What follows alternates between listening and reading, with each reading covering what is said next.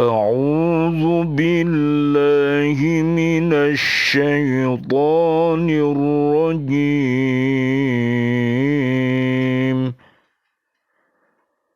بسم الله الرحمن الرحيم. ياسين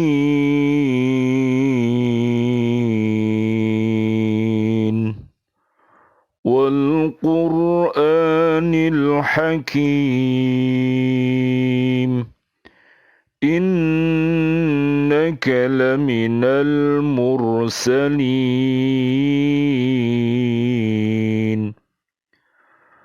على صراط مستقيم تنزيل العزيز الرحيم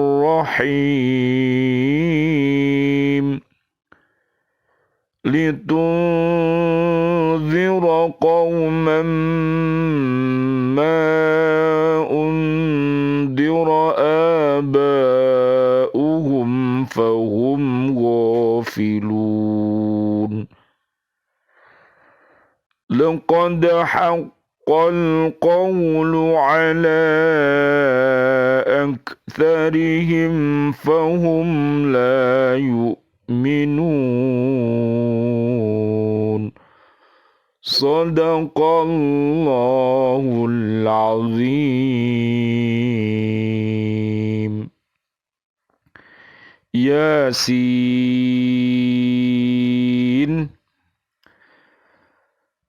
Demi Al-Quran yang penuh hikmah, sungguh engkau Muhammad adalah salah seorang dari Rasul-Rasul yang berada di atas jalan yang lurus, sebagai wahyu yang diturunkan oleh Allah yang Maha Perkasa, Maha Penyayang,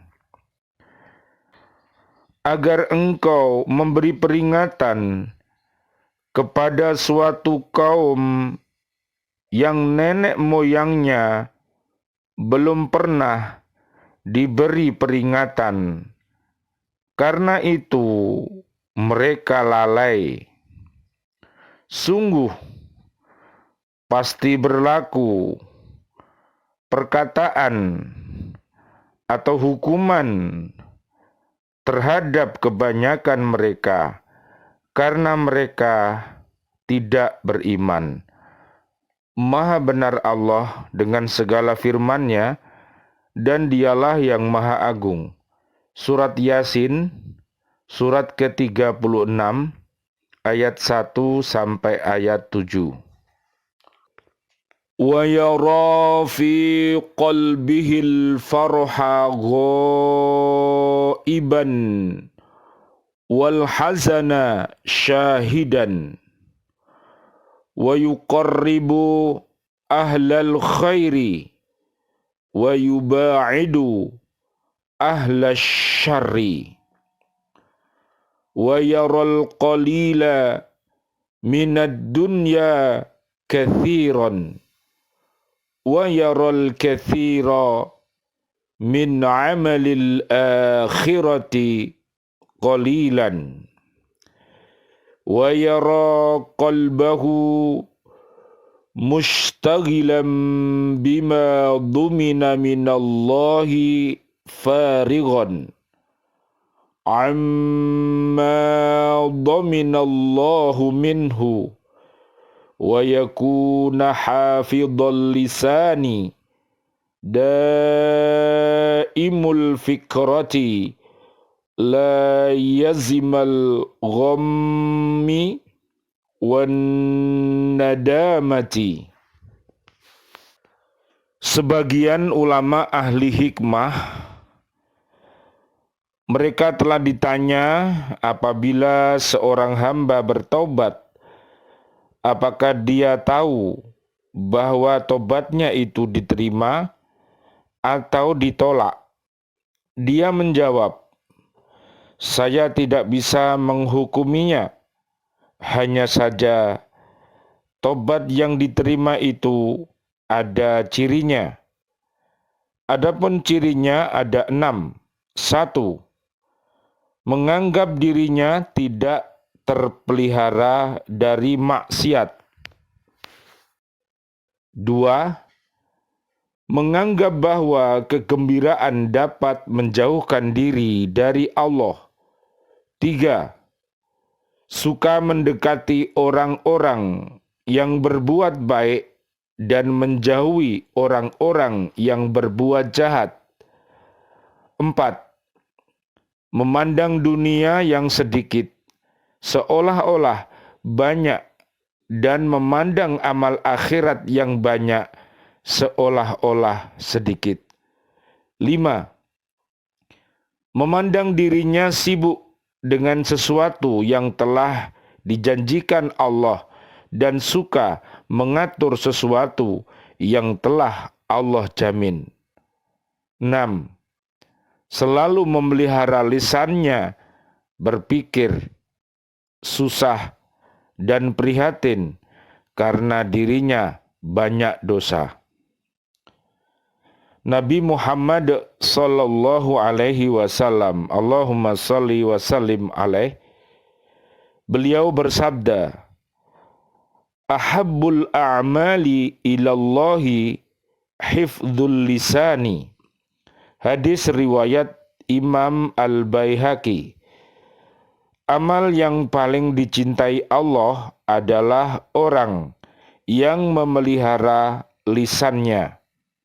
Jadi membasahi lisannya untuk berzikir atau membaca kalimah thayyibah seperti di surat Ibrahim ayat 24, 25 dan ayat 27. Sedangkan lisan yang senantiasa berkata-kata yang rafas, yang fusuk, yang jidal, itu seperti pohon yang buruk. Surat Ibrahim ayat 26. Mari kita pilih yang baik dan mari kita jauhi yang buruk. Inna aktsaron nasi dunuban yaumal qiyamati aktsaruhum kalaman fima la ya'nihi. Hadis riwayat Ibnu Nasr. Sesungguhnya manusia yang paling banyak dosanya pada hari kiamat ialah orang yang paling banyak berbicara yang tidak bermanfaat. Makanya marilah kita berhati-hati karena Allah itu maha mendengar apa yang kita ucapkan. Pilihlah kalimat-kalimat yang thayyibah saja. At-tafakkuru fi 'azamatillahi wa jannatihi wa narihi sa'atan khairun min qiyami lailatin. Berpikir sejenak tentang keagungan Allah, surga dan neraka lebih baik daripada sholat tahajud semalam. Marilah kita senantiasa melakukan yaitu David. Apa itu? Yaitu senantiasa kita berzikir, berfikir, berikhtiar dan bertawakal.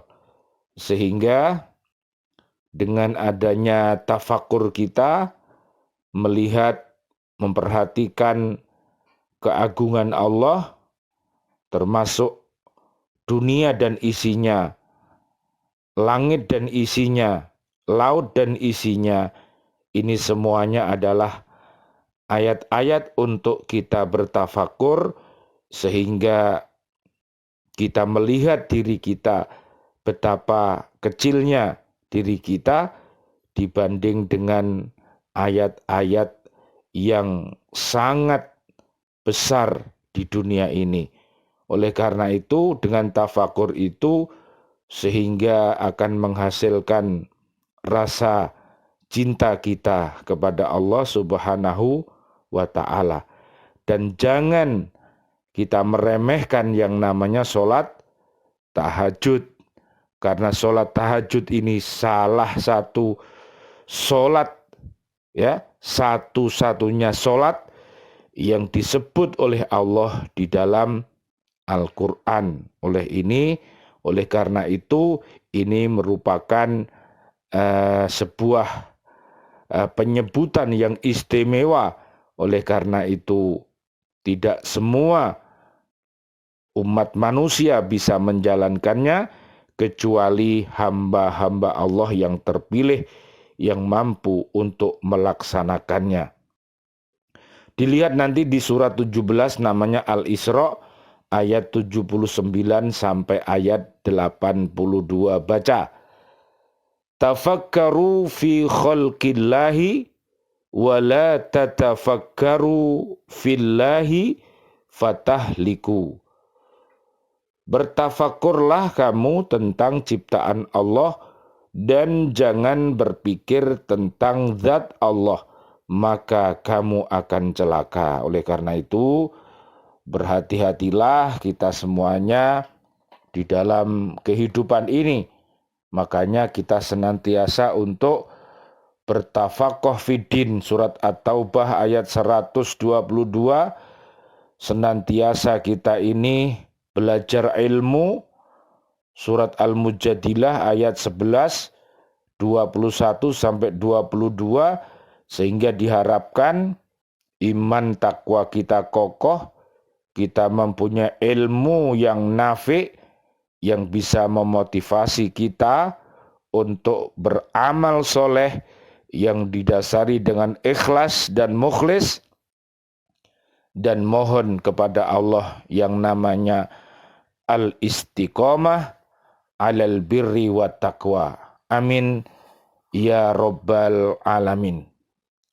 Hari ini kita berada di bulan Muharram, bulan yang dimuliakan oleh Allah Subhanahu wa Ta'ala, termasuk bulan Rajab, bulan Dzulqa'dah, bulan Dzulhijjah. Bisa dilihat di surat At-Taubah ayat 36. Oleh karena itu, di bulan yang mulia ini marilah kita memuliakan bulan ini dengan senantiasa mendekatkan diri kita kepada Allah Subhanahu wa Ta'ala dengan senantiasa berhaqqa tilawatih, berhaqqa tuqatih, dan berhaqqa jihadih. Amin amin ya rabbal alamin.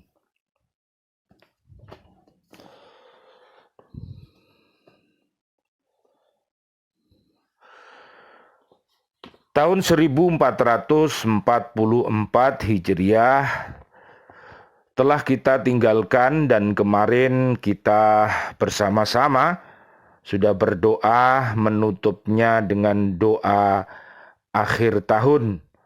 Kita berdoa memohon kepada Allah Subhanahu wa Ta'ala agar seluruh kebaikan yang kita laksanakan diterima oleh Allah, dan apabila ada khilaf, ada salah, mudah-mudahan Allah memaafkan kita semuanya. Dan juga marilah kita lihat di surat Ibrahim ayatnya 44. Jadi di surat Ibrahim ini ayat 44, Allah Subhanahu wa Ta'ala agar memerintahkan kepada kita sebagai umatnya Nabi Muhammad sallallahu alaihi wasallam, Allahumma shalli wa sallim alaih, kita tetap untuk memberikan peringatan-peringatan. Jadi dengan adanya peringatan-peringatan itu supaya umat ini ingat, diri kita ingat, keluarga besar kita ingat, dan umat Islam juga ingat akan perintah-perintahnya Allah yang harus kita lakukan, yang harus kita beramar ma'ruf dan bernahi mungkar, dan kita bisa melaksanakannya kalau kita sudah mampu untuk beramal ma'ruf. Apabila kita belum beramal ma'ruf, maka kita tentunya tidak akan mampu untuk mengajak orang lain berbuat baik dan mencegah segala yang keji dan mungkar.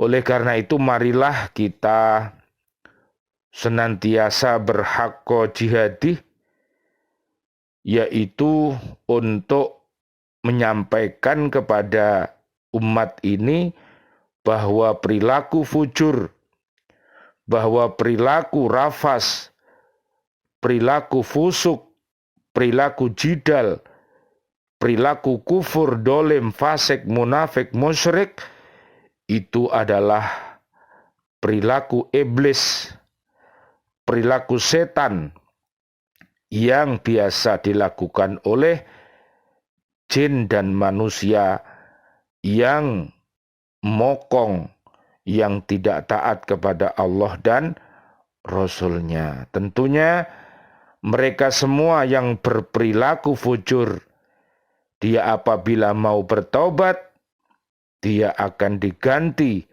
perilaku fujur menjadi perilaku jujur. Tentunya ini semuanya butuh yang namanya hijrah. Marilah kita pindah dari peradaban iblis menuju peradaban ilahi yang akan mendapatkan ridho dari Allah Subhanahu wa Ta'ala. Oleh karena itu, ada istilah nadir dan ada istilah basyir. Jadi kalau nadir ini adalah berupa peringatan-peringatan kepada umat manusia yang membangkang, yang suka berbuat jahat, yang suka membuat kerusakan di muka bumi, maka kita dengan cara bernahi mungkar, bernadir untuk mengajak mereka ke jalan yang benar. Dan juga kita harus pakai basyir kepada umat yang senantiasa beriman takwa dan beristiqomah, sehingga dengan basyir, dengan memberikan kabar-kabar gembira, dengan memberikan penghargaan kepada mereka yang berbuat baik, mereka akan bergembira dan senantiasa berada di jalan yang benar. Lihat di surat 10 ayat 7 sampai 10 dan juga surat 10 ayat 57 sampai 64, mereka adalah wali Allah, wali Al-Quran, ya, wali abdal yang dicintai oleh Allah Subhanahu wa Ta'ala. Dan mereka adalah guru merdeka yang robbani, surat Ali Imran ayat 79 dan surat Al-Furqan ayat 63 sampai 74. Kenapa mereka diberikan peringatan? Karena di surat Ibrahim ayat 44 tadi, mereka-mereka yang sudah meninggalkan dunia ini, dia belum sempat bertaubat, maka dia akan mengatakan, "Ya Allah, berilah kesempatan kembali ke dunia. Sebentar saja kami akan beriman takwa." Kemudian dia bersumpah di dunia tidak akan binasa. Ini adalah perkataan, ini adalah perkataan orang-orang yang hatinya mati dan hatinya sakit, sehingga dia mempermainkan ayat-ayat Allah. Semasa di dunianya dia tidak mau taat kepada Allah, tapi Setelah dia mati, dia mau menipu Allah lagi. Seandainya dia dihidupkan, ya pancet dia tetap berhati mati dan berhati sakit. Al-Baqarah ayat 6 sampai 20 jangan ditiru, karena itu adalah perilaku orang yang terombang-ambing dalam kesesatan. Dan marilah kita ikut Al-Baqarah 1 sampai 5. Mereka adalah orang-orang yang hatinya sehat. Dia bisa membimbing diri, keluarga besarnya dan umat untuk selamat dunia akhirat. Amin ya Rabbal Alamin. Kemudian lihat surat 44 ayatnya 14. Kemudian mereka berpaling dan berkata, dia itu orang yang menerima ajaran dari orang lain, dan dia mengatakan bahwa Nabi Muhammad itu adalah orang gila. Ini adalah perkataan-perkataan orang-orang yang kufur kepada Allah Subhanahu wa Ta'ala dari zaman dulu sampai di akhir zaman umat terkini. Apabila hatinya mati, apabila hatinya sakit, pasti dia tidak bisa memahami firman-firman suci. Dia mengatakan bahwa orang-orang yang beriman takwa itu adalah orang-orang yang gila. Padahal sebetulnya orang-orang yang hatinya mati dan hatinya sakit, itulah orang yang gila. Naudzubillah, summa naudzubillah min dalik. Kemudian lihat di 14:45, Ibrahim ayat 45. Dan kamu telah tinggal di tempat orang yang mendolimi diri sendiri, dan telah nyata bagimu bagaimana kami telah berbuat terhadap mereka, dan telah kami berikan kepadamu beberapa perumpamaan. Betapa kasih sayangnya Allah kepada kita. Kisah-kisah para nabi dan rasul beserta umatnya yang membangkang dikisahkan di dalam Al-Quran, sehingga kita kenal ada jalan yang fujur, ada jalan yang takwa. Surat As-Sam ayat 8-10.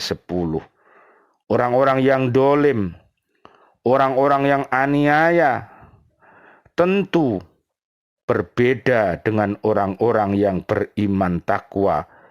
Jadi tidak bisa disamakan antara baik dan salah, antara yang terang dan yang gelap, itu tidak sama. Misalnya ada bekas-bekas kaum Ad, kaum Samud, dan ada bekas kisah-kisah purbakala.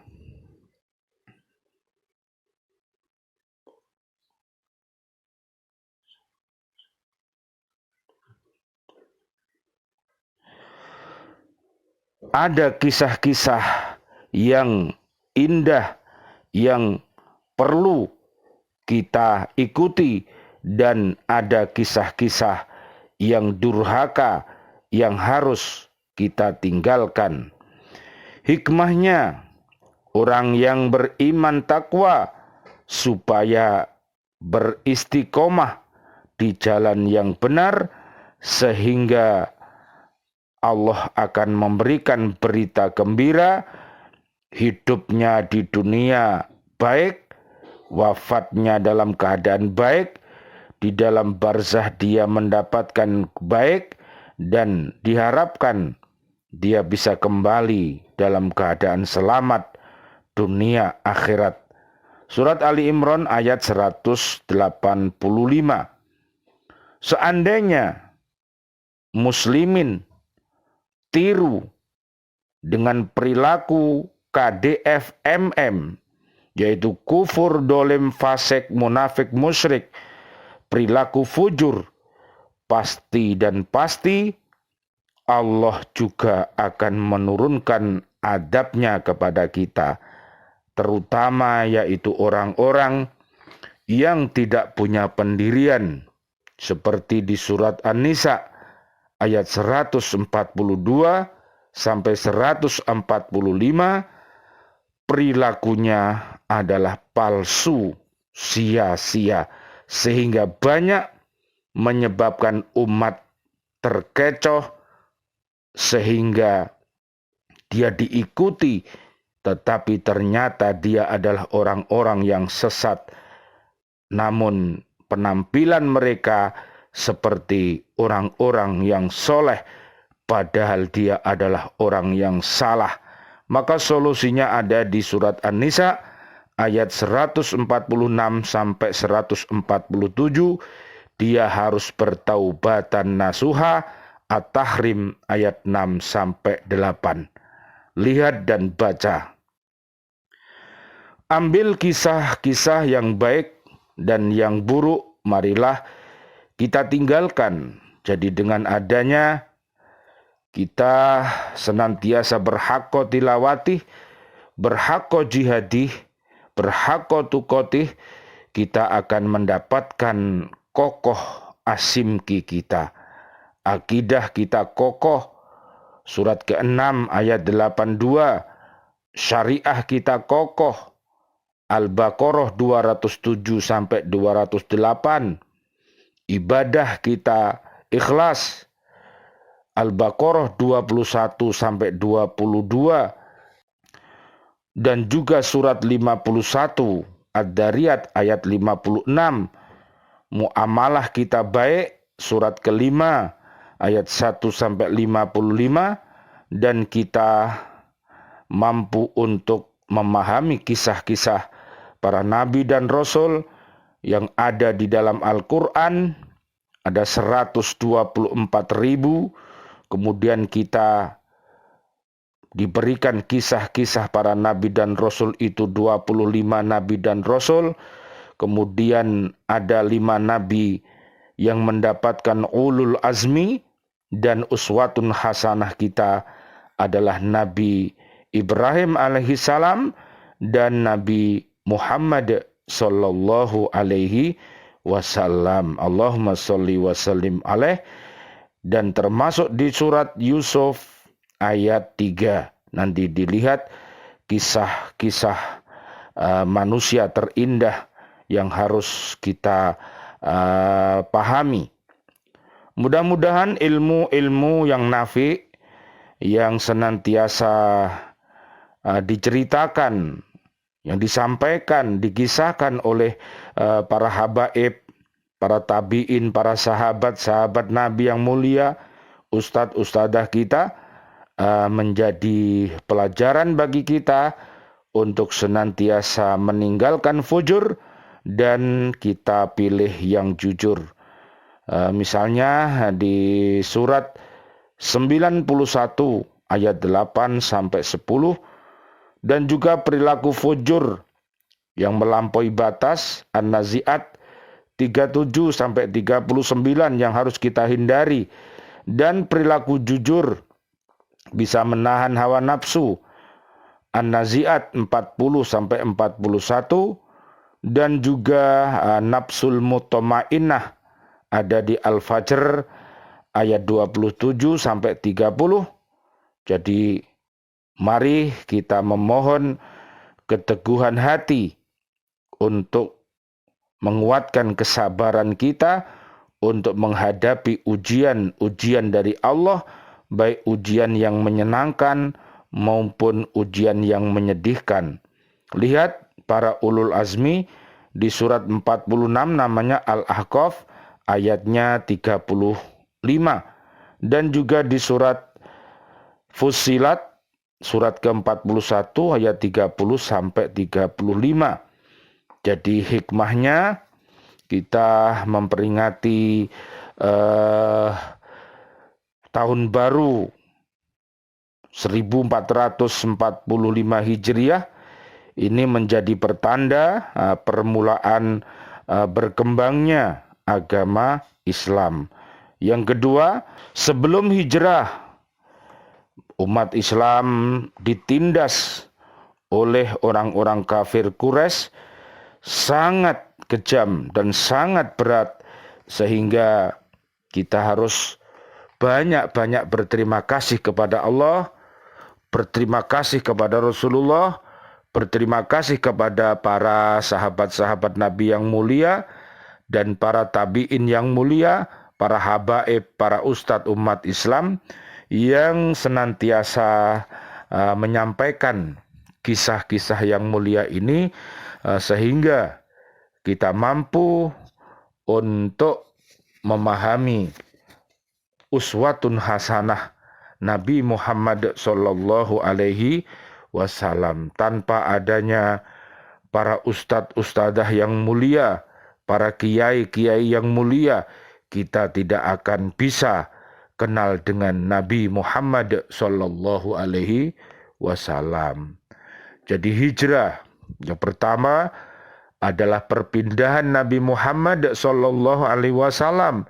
Allahumma sholli wa sallim alaih, bersama pengikutnya dari Makkah ke Madinah untuk menyelamatkan diri dari tekanan kaum kafir Quraisy Mekah. Jadi inilah yang perlu kita ingat-ingat. Orangnya berdomisili di Makkah, tapi perilakunya sangat hina. Oleh karena itu, kita berhati-hati.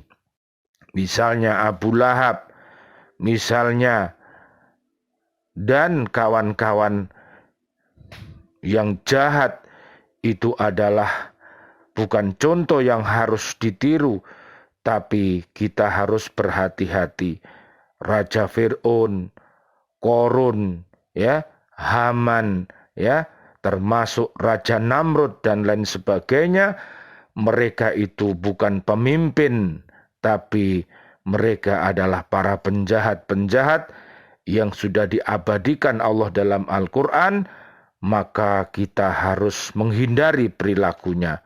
Karena di akhir zaman nanti, pasti dan pasti perilaku orang-orang itu akan menular kepada umat-umat di zaman ini. Tentunya dengan nama-nama yang lain, tapi perilakunya sama dengan perilaku umat-umat terdahulu.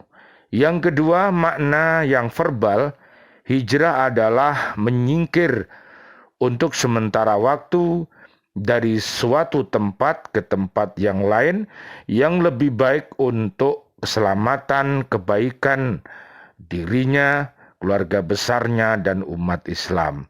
Ini merupakan metode, ya, yang ada di dalam Islam.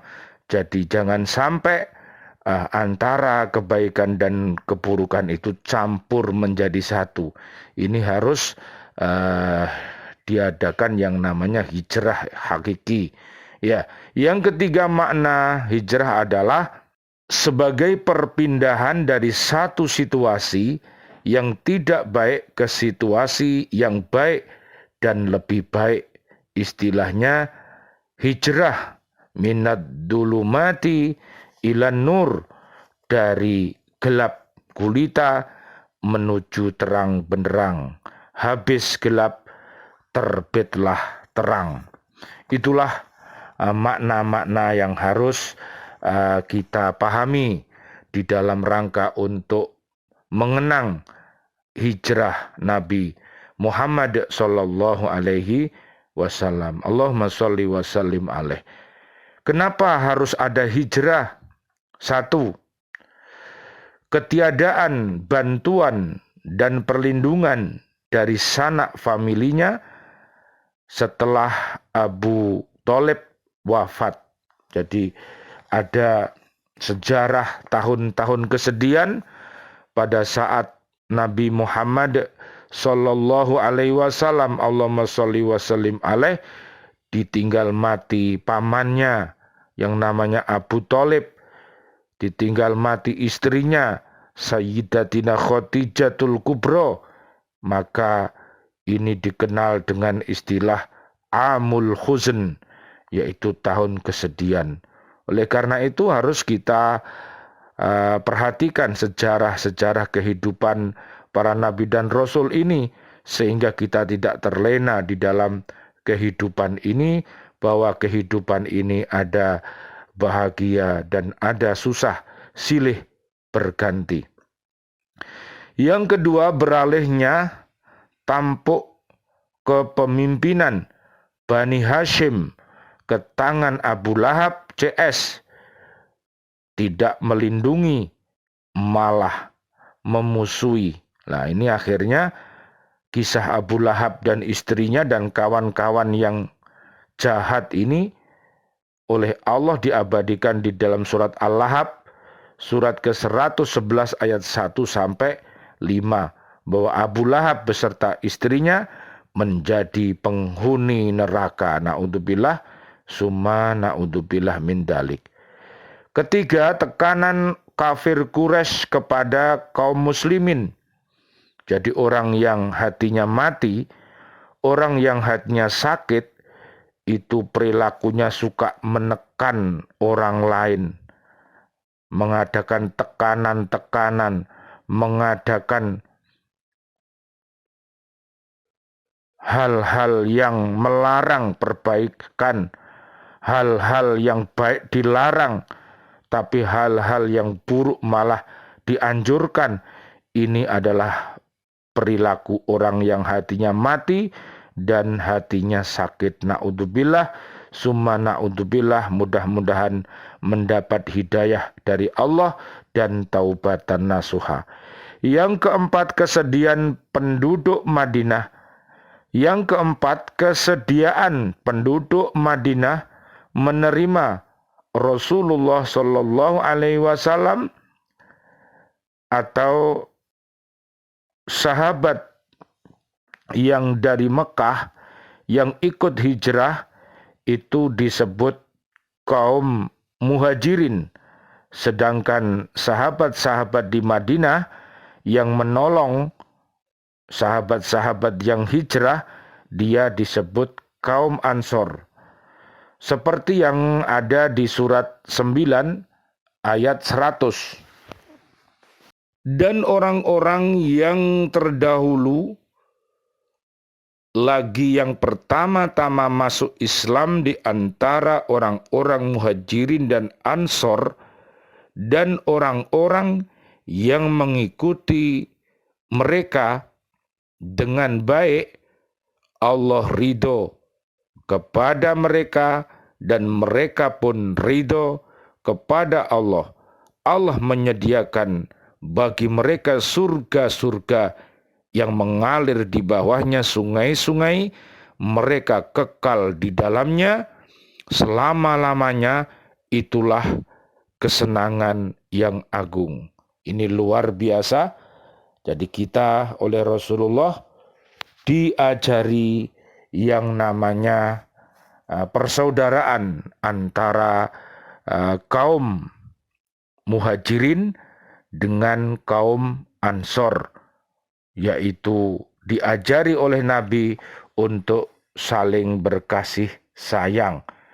Dan juga penyakit umat ada di surat Al-Hasr, ayatnya ayat 10.